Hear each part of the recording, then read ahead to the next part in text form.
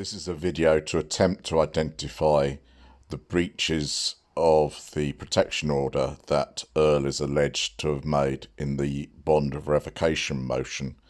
I've used a traffic light system. This is a video published by Earl in December, and I've traffic lighted it green where I don't think really we've got anything to worry about, amber where he's sort of going into the grey area, and then red where I believe he may well have breached the protection order. Enjoy.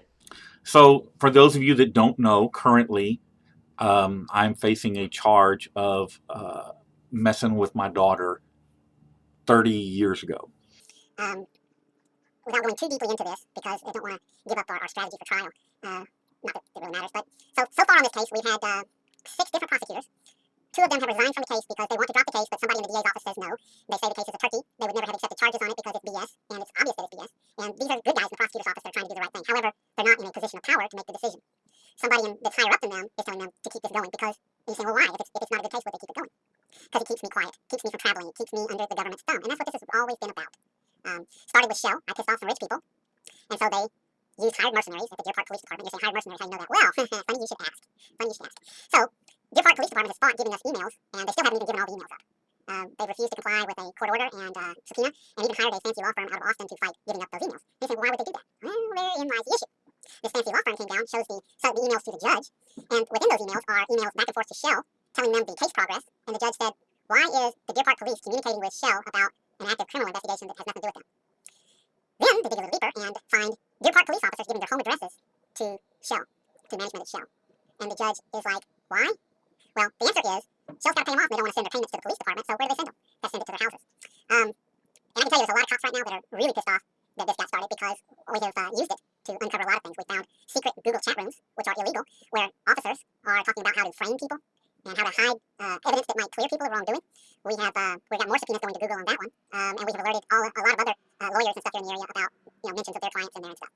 And the reason these chat rooms are illegal is that they thwart the discovery process. These are secret chat rooms that the government employees, police officers, are using to plot how to set up innocent people. And so we got that. Now, what the DA has done on everything is gone and gotten a gag order on all the documents. They're blocking me from publishing these documents. They don't want you to see what's in these documents. You say, well, why? I mean, it's all the evidence in the case that's going to convict you, right? No, it's not. Every bit of evidence in these files clears me of any wrongdoing. There is not one thing in any of these files that would get them a conviction. Basically, all that you've got is my daughter making an accusation that 30 years ago I messed with her. She has never, ever made this accusation before. In 30 years, never, ever told anybody. And there's one of the things that you need to have in order to file a case like this. You have to have some corroboration. There has to have been an outcry, and there has never, ever been one. So what we're going to do is the district attorney, we have a pretrial hearing on March 31st, and then in April we're supposed to be going to trial. And so what we're doing is, since they've got a gag order on all those documents, is we're putting everything that we can into evidence. Everything we can into evidence so that it becomes public record and a gag order isn't worth the paper it's written on. Failing that, and it won't fail, we're getting it into evidence so that you guys can do public records requests and get all these documents. I want you to see what is in these documents. I want you to see how crooked the Deer Park Police Department is. I want you to see the corruption in the Harris County District Attorney's Office. It is very important that you get these documents no matter what happens to me. Public records requests, get these documents, get the word out. For instance, I'm going to read something to you here. Hold on, get this paper.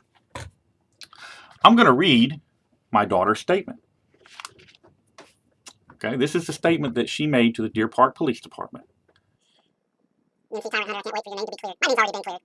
Anybody with any sense, when this started, knew it was a setup. Okay? All the auditors that you saw turn their back on me, all the other people that been talking crap about me, okay? Most of them are government informants. I got this other thing we got a list of people in this community that are government informants. You say people in the community? Yes, people within the community. People that I know, people I've helped. Government informants. Some of them paid, some of them not. I have audio recordings of Felipe Henning with the Deer Park Police Department. Snitching. Audio recordings from my attorney's husband. Okay, so let me just read this to you here real quick. Okay, so this is the detective from Deer Park. His name is Reed. And he's talking to my daughter that made the accusation. And he says, okay, tell me what happened. My daughter says, when I was 15, my father would sneak into my bedroom at night and molest me. Detective Reed asks her, okay, how much light was in the room? Could you see him clearly? And how was he dressed? My daughter's response, I don't know any of that. I was asleep. I'm a very sound sleeper. But when I woke up in the morning, I knew it happened, and I knew he did it. How you like that, guys? So I am charged based on that statement. I slept through it. I don't know. I wasn't awake. But when I woke up in the morning, I knew it happened, and I knew he did it. There's so much more to this. That's nothing. Okay, you guys are going, what? That's nothing compared to the rest of what we've got. Anyhow, so we're set for trial in April. We're going to get as many documents in as we can, booked into evidence, so that you will be able to get them through public records request and see what's going on. Following that starts the accountability phase for Deer Park, Shell, and the district attorney's office. We're going to start going after these people, and I'm not talking about my lawyer and I. I'm talking about you and I. We're going to do a public campaign. I'm going to pay for billboards in Deer Park. We're creating a website, justicefordavid.com, or something like that. I don't think that's the exact title we're using for it, but where we publish all these documents, and we're going to do mail-out flyers to the citizens of Deer Park. We've got some folks that are already poised to run in the next election for a political office in Deer Park. We're going to get them into office, and then we're going to get rid of the crooked cops in the Deer Park Police Department, and we're going to stop Deer Park police officers from working for Shell, because it creates a conflict of interest, as we demonstrated, and as these emails will demonstrate. This was never a criminal investigation. It was a witch hunt. They went back, 30 years, digging up old girlfriends of mine to interview. They went back to old cases and found witnesses who blew their...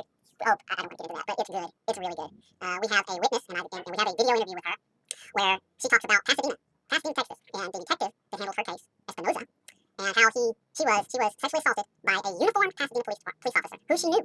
She knew the police officer. And Pasadena PD, Detective Espinoza, covered it up. And he has since attributed that to me. Well, Deer Park PD went out and interviewed her, and the interview led me to her, and subsequently I hired a private detective to chase down some other victims in Pasadena who have done interviews as well, basically all saying the same thing. It's going to be enlightening. It is going to be enlightening when all this comes out. And it's going to come out, no matter what happens to me. All of this is going to get published. No matter what happens to me, you guys are going to know exactly how corrupt it is in Deer Park and Pasadena and the district attorney's office in Harris County. Let's see. Yes, hashtag Team David. Hoorah. That's our rally cry. I'm going to get some t-shirts printed up for that. Hashtag Team David. All right, let me see what we got here. James Brown. There's a peeping Tom hole in the bathroom. Let's see. What happened to the charge for looking at... Hold on, go back here. Yeah, I've heard this. Okay, so somebody said that there were holes drilled in the wall and there was peeping in the bathrooms. I don't know what that's all about. Have no idea. Never heard that before. Have no knowledge of it. And you won't find anybody that says I did that other than it's an accusation, because it didn't happen. It didn't happen. Let me see what else we got. Yeah, that was so what the Deer Park police thought was that I was some poor activist who had no money and no way to fight them. And they were extremely upset when I made bond. And they were shocked when I was able to hire one of the best attorneys in Harris County. And they're really unhappy now that all their emails and their little dirty secrets and their collusion with Shell is being revealed. And I'll tell you what scares them worse than that is that the Supreme Court has just struck down qualified immunity, basically. And so there could be monetary damages. Unfortunately for Deer Park, I'm not poor. Unfortunately for Deer Park, I have the means to fight and expose them. And I hired somebody that is really good at exposing. And the private detective that I've hired is really good at exposing. And then I had a retired... It's funny. You guys love this story. So there was a local newspaper that wanted to run a story about me, and they were researching... They hired this couple who are retired Harris County Sheriff's deputies. They're private investigators, too. They hired them to go fact check and get documents and stuff. And in the course of doing that, these PIs, realized I was being railroaded. And these are some of the good cops that you hear me talking about. And so they have, free of charge now, are assisting us. Free of charge. And that is great of them. James Brown, they're all BS. I'm telling you, they're all BS, okay? Why would they... Okay, so let's hold on a second. I'm going to read another document to you. Hold on. Let me find it here. Hold on. Okay, here we go. All right, so here's another document to read to you. This is a CPS record, all right? And it is from a completely different daughter. Okay, this is very important to understand. This is not the accusation I am facing right now. All right? I don't get to it here.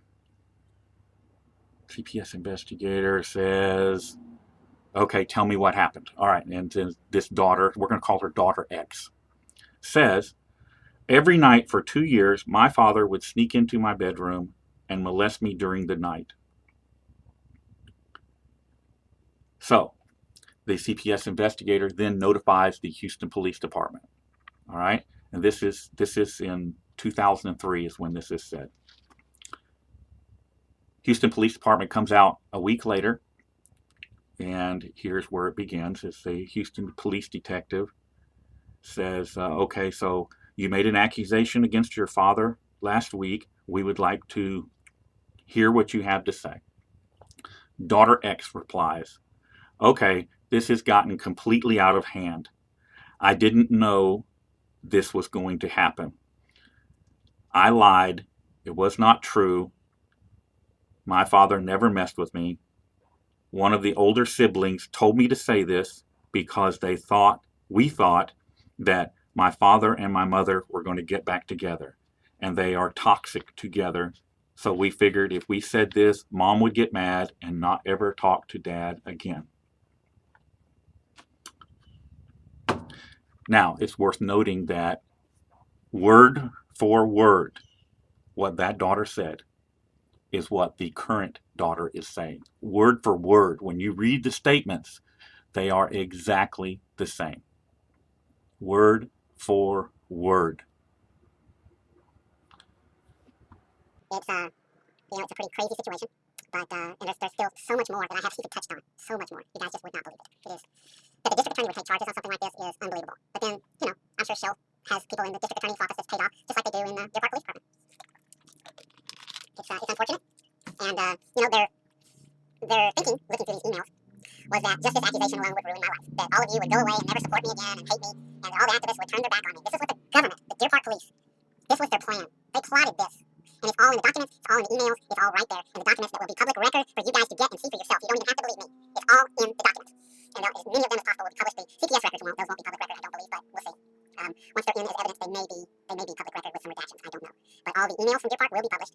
And Any of them that get kept under gag order and stuff, I will publish anyway. After this case is over with, they can just hold me in contempt, put me in jail, whatever they want to do. But they are going to get published, and they're already online, uploaded, and ready to go. I keep nothing where it can be gotten and confiscated and taken and hidden. Everything is already uploaded and ready. All I got to do is publish the link. And several people have the link so that if something happens to me, it still gets published.